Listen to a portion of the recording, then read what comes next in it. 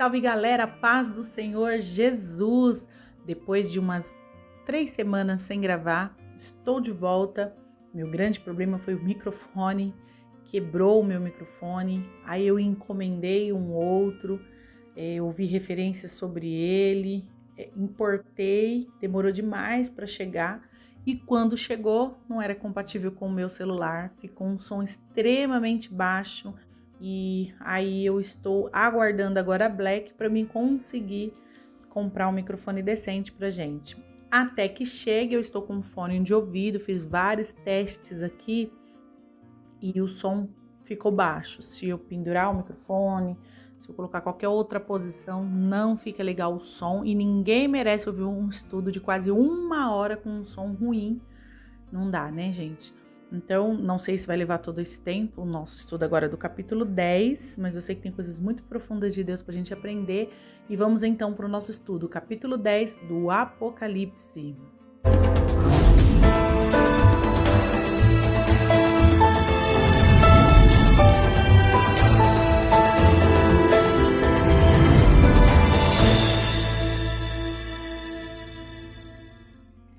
Antes de você começar o estudo junto comigo, dá um like, não esquece de dar like, tem muito mais visualização do que like, ou vocês não estão gostando ou estão esquecendo de dar like, então eu peço por favor, antes de começar o estudo, dá like, porque isso ajuda o YouTube a entender que você está gostando do estudo e o próprio YouTube passa a oferecer esse vídeo a outras pessoas que estão buscando nesse assunto, sobre esse assunto, para crescer mais na graça, no conhecimento de Deus, para entender melhor a Bíblia. Então me ajuda aí, dá o like e vem comigo estudar a palavra de Deus. O capítulo 10 do Apocalipse é um interlúdio entre a 6ª e a 7ª trombeta. Antes de tocar a 7ª trombeta, aonde vai desencadear nos 7 flagelos ou nas 7 taças da ira de Deus, antes disso acontecer, depois de vários acontecimentos aqui nesse mundo, Deus mostrando o seu juízo e dando oportunidade de arrependimento ao homem, mas isso tudo muito visível, para que todos enxerguem o juízo de Deus acontecendo. A igreja com total ciência de que isso é as mãos de Deus trazendo justiça à humanidade, chamando como uma última chamada, como aquele grito na parábola das 10 virgens, houve um grito, aí vem o noivo e as virgens se levantam de um sono e começam a sair ao encontro do noivo, se preparando, vendo da sua situação, pegando as suas lamparinas, pegando a reserva de azeite para ir ao encontro do noivo. A mesma coisa, nesse mesmo espírito, nessa mesma lógica que nós vemos aqui, as trombetas de Deus tocando, o princípio das dores, o juízo de Deus chegando ainda com misericórdia, porque lembre-se que os selados de Deus estão aqui, então há uma misericórdia de Deus sobre a humanidade. Nós vimos que as 7 trombetas, elas soam com o juízo de Deus, mas sempre num terço da terra, porque ainda há misericórdia de Deus nos toques das trombetas. Então, diante do 6º toque, da 6ª trombeta, o Senhor Deus traz uma revelação, chama João para uma revelação, para que a igreja do Senhor entenda a sua missão neste mundo, enquanto há misericórdia de Deus, enquanto há os selados de Deus aqui. Essa é a importância do capítulo 10. Então há uma pausa, não acontece agora a 7ª trombeta, o toque da 7ª trombeta, vai acontecer de fato as consequências do toque da 7ª trombeta no capítulo 16 e nós estamos no capítulo 10. No capítulo 11, na metade do capítulo 11, toca-se a trombeta, só que aí entra outras cenas que nós vamos acompanhar capítulo por capítulo. Lá no 16 é que nós vamos ver a consequência da 7ª trombeta. Mas o capítulo 10 tem essa importância. da igreja se posicionar diante dos acontecimentos que para nós está muito claro que tem a ver com a volta do Senhor Jesus, com a volta definitiva do Senhor Jesus para estabelecer o seu reino e como devemos nos posicionar.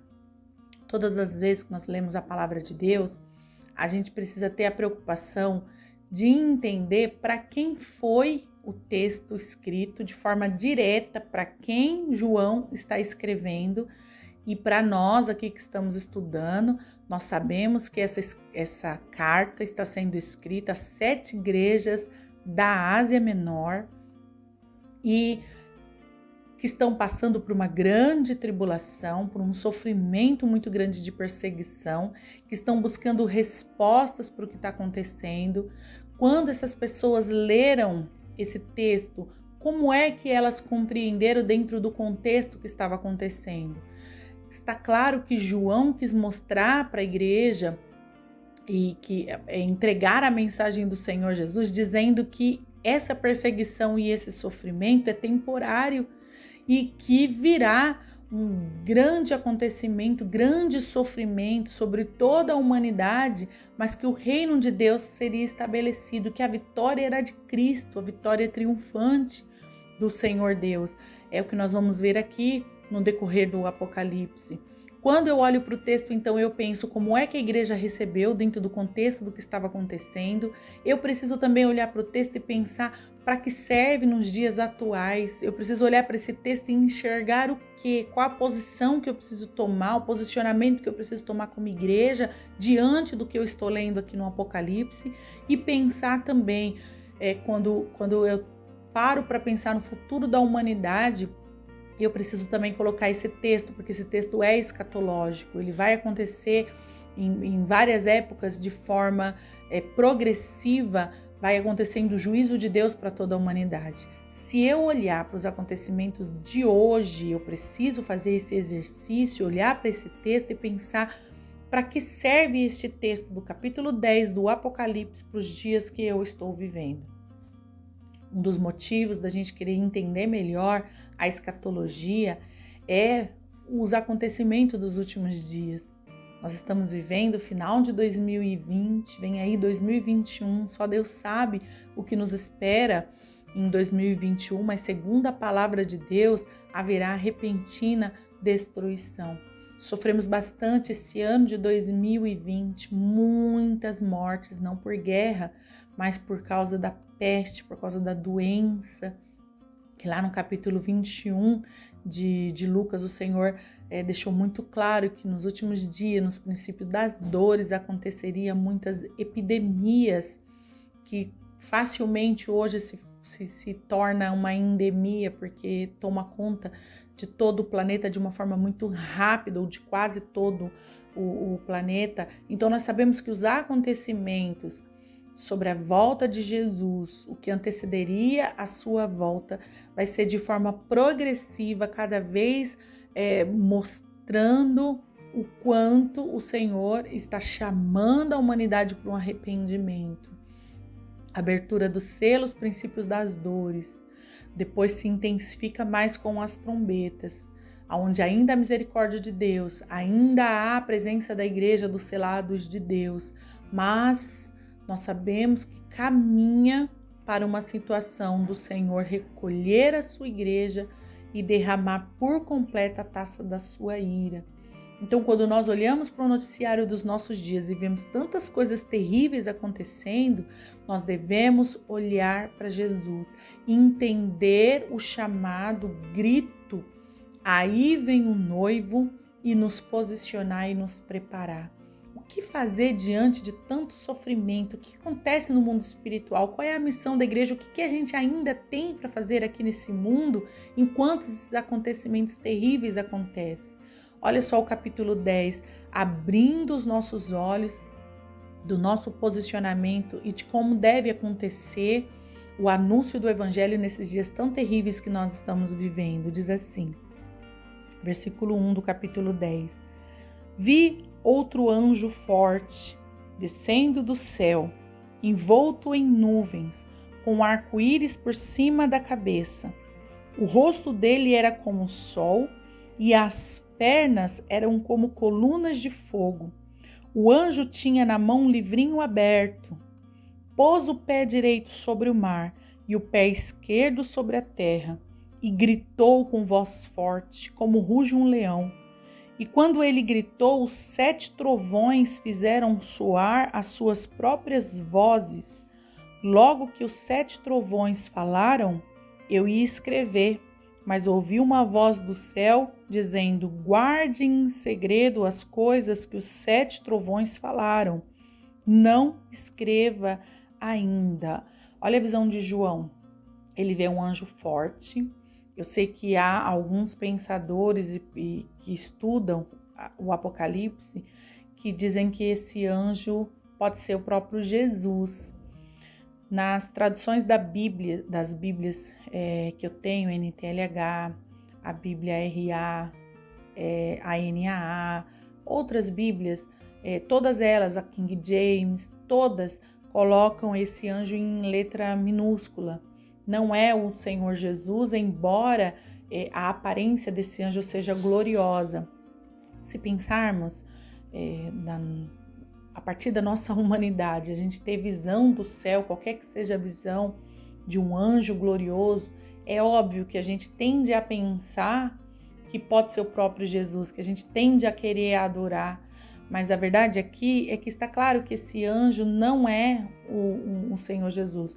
E as coisas espirituais são muito lindas e a gente tem essa tendência. Então, embora as características desse anjo pode induzir a pensar que é o próprio Jesus, na verdade está claro aqui que é um anjo poderoso com uma missão, revestido de autoridade. Dá para ver aqui que quando esse anjo vem, ele vem envolto de uma nuvem. Nós sabemos que o Senhor Jesus, quando ele voltar, ele vai voltar numa nuvem, por isso a tendência de achar que é o próprio Jesus. Envolto dele tem um arco-íris, por cima da sua cabeça tem um arco-íris. Lembra no capítulo 5 do Apocalipse, quando nós estudamos a sala do trono, quando João vê e dá detalhes do que ele enxerga ali na sala do trono, tem um arco-íris lembrando da aliança. Então esse anjo vem numa nuvem, ele vem lembrado da aliança que o Senhor Deus tem com a humanidade, e por isso que a misericórdia de Deus é derramada, a palavra de Deus é proclamada, porque ele tem uma aliança de salvação com o homem, e o Senhor está mostrando para nós de forma muito poderosa como que podemos nos aliançar com ele e estar com ele para sempre. O Apocalipse é exatamente essa visão de dar essa oportunidade à humanidade de crer no seu poder e na sua salvação. Então, ele vem com essa aliança e o rosto dele brilha como o sol, as pernas eram como colunas de fogo. Isso lembra o deserto, quando o povo era iluminado à noite, aquecido, iluminado e guiado pela nuvem de fogo. E esse anjo tem essa missão de nos ajudar, mostrando o caminho de Canaã, o caminho da eternidade, o caminho de estar para sempre com o Senhor, já que não haverá mais demora para que tudo se cumpra. A igreja vai morar permanentemente com o Senhor, novos céus e nova terra, e o reino do Senhor seja estabelecido de uma vez por todas. Então, é como se trouxesse à nossa memória a aliança de Deus com a gente, a volta do Senhor Jesus, que é as nuvens, que o Senhor vem em umas nuvens, e também que o propósito do Apocalipse é nos ajudar e nos guiar, porque a impressão que se tem é que Deus abandonou esse mundo pelos acontecimentos diários, mas pelo contrário, aqui está mostrando que, apesar de tudo que está acontecendo, do juízo de Deus começar a desencadear o juízo de Deus sobre a humanidade, o Espírito Santo, a presença de Deus, o Senhor Jesus e a sua palavra está apontando o caminho para o céu, o caminho para a salvação. Então esse anjo vem também com essa missão. O anjo tinha na mão um livrinho aberto, pôs o pé direito sobre o mar e o pé esquerdo sobre a terra e gritou com voz forte como ruge um leão. Aqui o Senhor está reivindicando quem é o Criador dos céus e da terra. Ele está aqui tomando o domínio, ele põe os pés sobre o mar e a terra, dizendo que a criação é dele. E é muito impressionante como nos dias de hoje, a humanidade cada vez mais, por causa da ciência, está querendo outras explicações sobre a criação. A palavra de Deus diz que toda a criação manifesta a glória de Deus, manifesta os feitos do Senhor, mostra que há um Deus que pensou tudo isso, que planejou, que orquestrou, que nos colocou aqui pela misericórdia, graça e amor dele. E hoje a gente precisa relembrar para os nossos jovens, para as nossas crianças e às vezes para nós mesmos, que há um Criador, porque o homem está tentando mostrar que isso aqui é obra do acaso, que ninguém criou, que não tem uma mente pensante, que planejou isso tudo. Então esse anjo reivindica a questão da criação, o domínio de Deus sobre todas as coisas. E aí ele grita com uma voz muito forte, ele ruge como um leão, também lembra o Senhor Jesus. E quando ele gritou, 7 trovões fizeram soar suas próprias vozes. Logo que os 7 trovões falaram, eu ia escrever. Então, as 7 vozes aqui. João tinha uma ordem desde o início. João, aquilo que você vê, escreve. E aí João escuta os trovões, vozes através dos trovões, e quando ele vai fazer a anotação, a ordem é: não escreva, sela isso aqui. Por que Deus mandou selar o que foi falado ali por aqueles trovões? Mais para frente a gente vai ter a resposta dessa pergunta.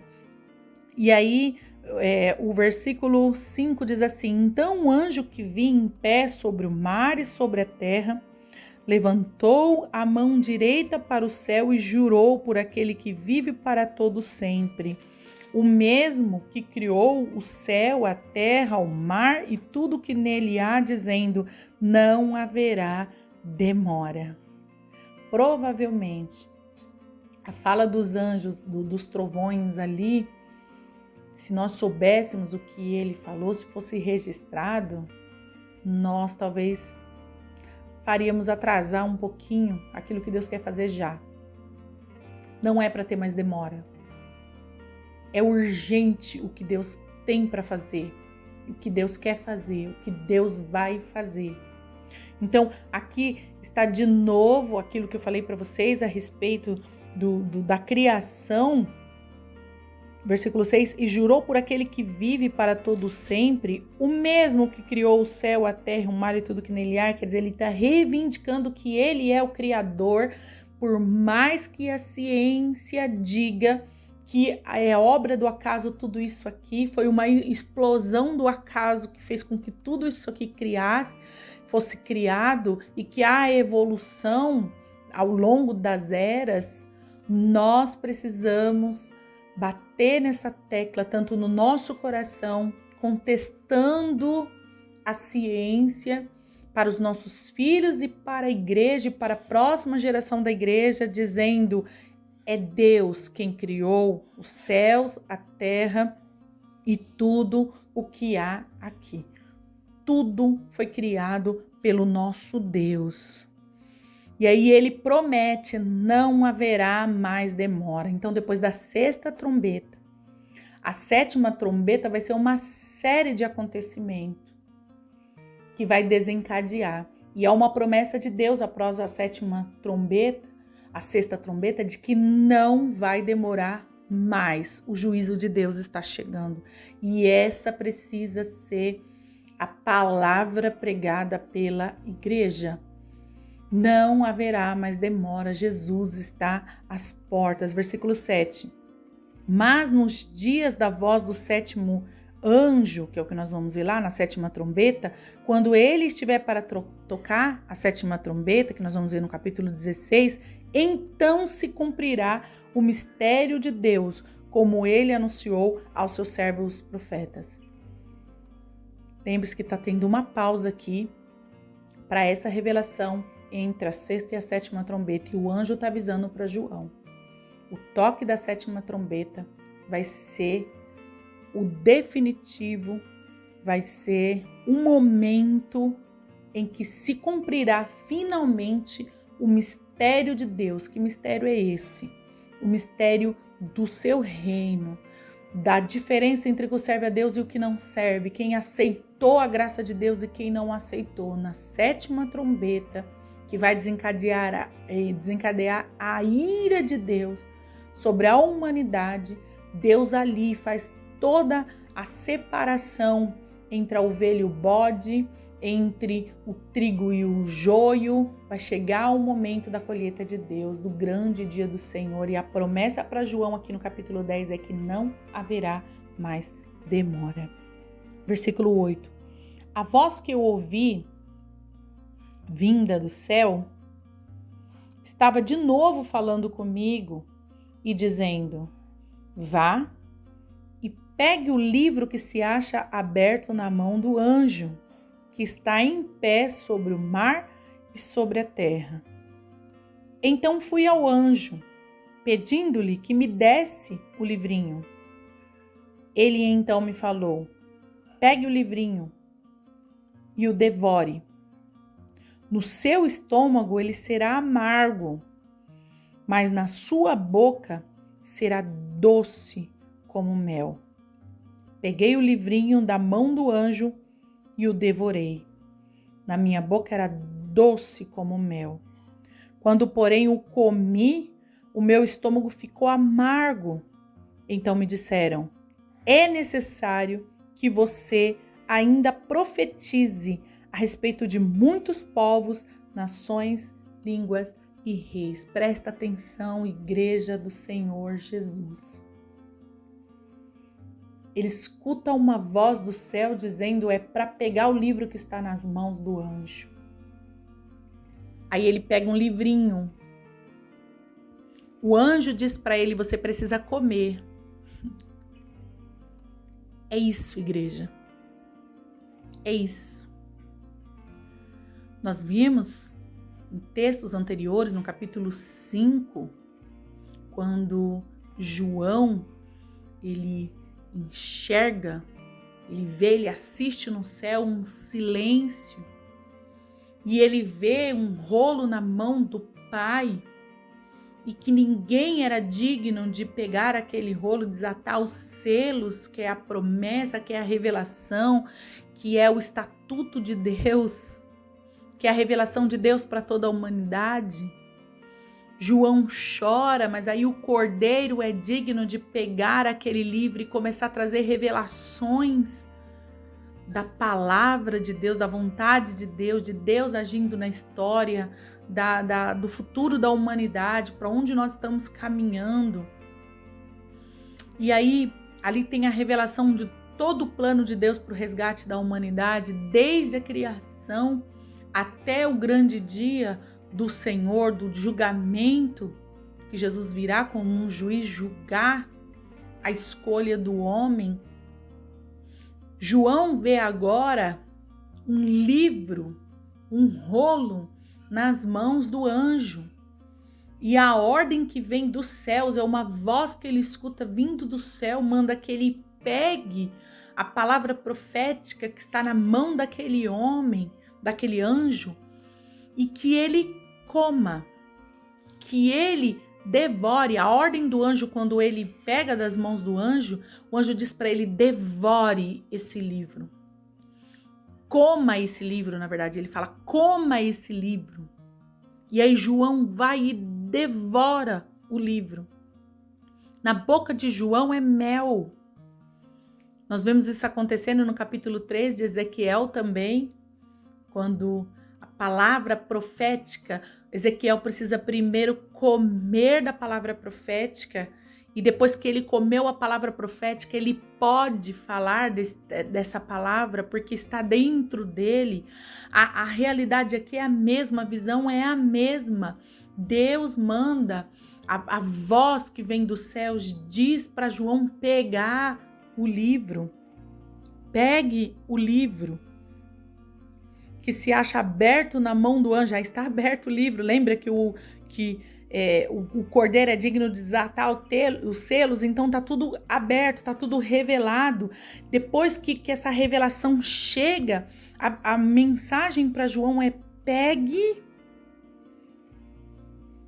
e devore. No versículo 9 diz assim: então fui ao anjo pedindo que me desse o livrinho, então ele me falou: pegue o livrinho e o devore. No seu estômago vai ser muito amargo, mas na sua boca vai ser mel. Porque essa é a verdade da palavra de Deus. É muito bom nós ouvirmos a palavra de Deus. É muito bom saber que o nosso Deus pensou em nós e nos amou na criação. Que embora o homem pecou, fez errado, não agiu da forma que era para ele ter agido, de ficar em aliança com Deus, ele quebra sua aliança com Deus, mas o Senhor resgata o homem através do Senhor Jesus. Saber disso, que a salvação, que a resgate, que há jeito para essa humanidade, que o homem pode sim se aliançar de novo com Deus e o propósito primitivo, primário da criação se restabelecer através de uma aliança com o Senhor Jesus. É maravilhoso saber disso. E a igreja precisa ter isso muito claro na sua mente. É mel, é gostoso ouvir a palavra de Deus e saber de todas as coisas. Até o Apocalipse é muito bom saber que há um controle de Deus apesar do homem. Nós sabemos que tudo que está acontecendo na humanidade é consequência da escolha do próprio homem. E agora, João recebe a mensagem e isso é muito bom ao paladar. Verdade, o evangelho é muito bom de ser estudado, de ser compreendido, você aceitar a fé no Senhor Jesus é maravilhoso. Mas, ao mesmo tempo, esse conhecimento, quando é digerido por nós, quando começa a fazer parte do nosso corpo, porque quando você come um alimento, esse alimento passa a ser energia para o seu corpo. Nós somos resultado do que nós comemos. O corpo que você tem hoje é o resultado do que você vem comendo nos últimos 2 anos. Então, a energia, a saúde das células, tudo, cabelo, pele, tudo tem a ver com a sua alimentação. E aqui está se referindo dizendo o anjo está dizendo a João: coma para que isso faça parte do seu corpo, para que isso produza vida e energia em você. Vai ser muito bom esse conhecimento na sua boca, mas quando isso fizer parte de você e você saber de todas as coisas e das escolhas do homem, isso também vai amargar dentro de você, porque a palavra que você vai produzir, que vai estar dentro de você, que vai fazer parte da sua vida, vai ser confronto com o mundo. Você não vai dizer o que o mundo diz. Você não vai concordar com o que está acontecendo no mundo. Aquele que vive o evangelho de verdade sabe das dificuldades, das renúncias diárias. E você olhar para o que está acontecendo com a humanidade, saber que isso vai piorar e de que pessoas estão rejeitando, por coisas tão pequenas, estão rejeitando a verdade do evangelho, e abraçar a causa do evangelho traz muita angústia para o nosso coração. Às vezes vemos pessoas da nossa convivência, da nossa família, sangue do nosso sangue, rejeitando a palavra de Deus. E você saber o que está aguardando esta pessoa se ela não se entregar ao Senhor, traz angústia para o nosso coração. Então, quando você coloca dentro de você a palavra profética, você entende o evangelho, sabe da sua posição, sabe do que está para acontecer, sim, produz algo muito amargo dentro de você. Ao mesmo tempo que você fica feliz porque há esperança, você fica angustiado porque sabe que muitos vão rejeitar. Mas o que eu faço diante disso? A ordem para João é a ordem para a igreja. João aqui está representando a igreja. João é um pastor em Éfeso. E a palavra para João é: depois de você devorar, colocar para dentro de você, você deve, a Bíblia diz, é necessário que você ainda profetize a respeito de muitos povos. Qual é a missão da igreja, então, enquanto as coisas estão acontecendo nesse mundo? E claramente para nós é o desencadear da tribulação para a volta do Senhor Jesus. Profetizar. Segundo o que nós lemos aqui nas trombetas, as pessoas não vão escutar. Porque além da minha profecia, além da minha fala com respeito ao evangelho, elas vão estar enxergando as mãos de Deus. A própria ciência vai dizer, isso não é um ciclo natural, o que está acontecendo é alguma coisa para além do que nós entendemos como ciência. Eles não sabem o que é, mas nós sabemos. E esse saber nosso nos traz angústia, porque sabe que as coisas vão piorar, mas ao mesmo tempo tem a doçura do evangelho, dizendo que se abraçarem a fé, se ouvirem ao Senhor, então tem como se livrar do que está para acontecer e viver uma eternidade com Deus. A igreja precisa pregar a palavra. O evangelho não é como uma religião. Primeiro, porque não é nós tentando alcançar Deus, é a ciência que é Deus que nos alcançou. Isso tem que estar muito claro. Não há nada que eu faça a respeito do evangelho que faça com que Deus me ame mais para me salvar. Isso tem que estar muito claro para todo cristão. É Deus que me alcançou, é graça, é amor. Por isso que nós temos que ter no nosso coração a gratidão por tão grande salvação. E não importa se eu não conquiste coisas deste mundo, porque a maior conquista que eu poderia ter, o Senhor já me deu, que é o meu resgate. Eu vou viver uma eternidade com o meu Jesus, ponto final. Isso precisa estar muito claro no coração do crente. Essa é a maior bênção que nós podemos receber.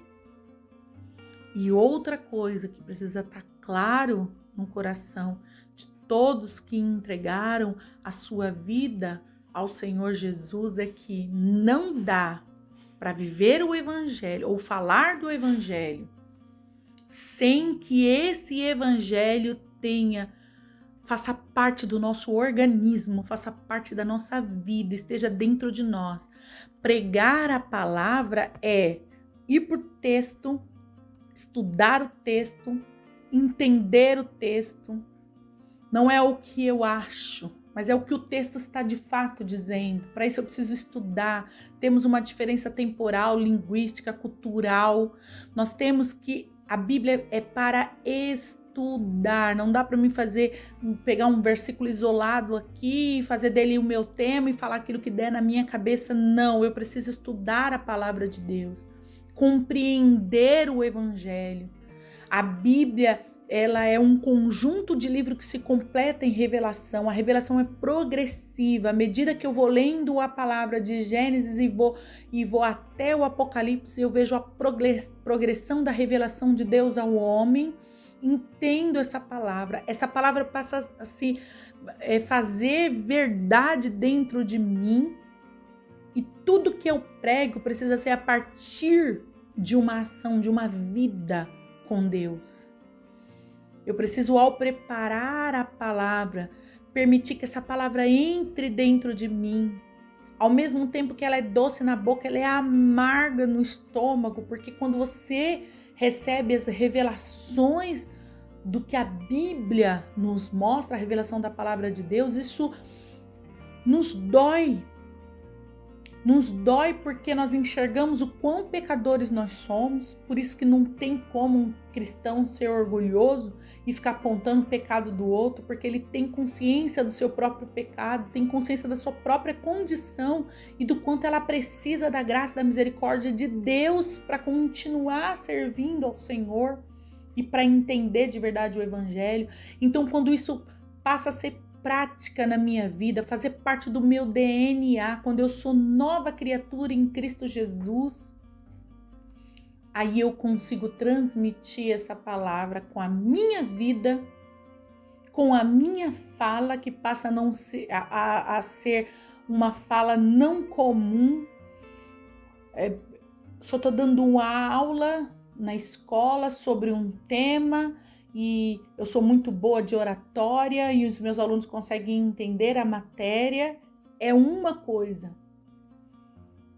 Mas para a palavra de Deus, a oratória só não serve para ressuscitar corações que estão mortos pelo pecado.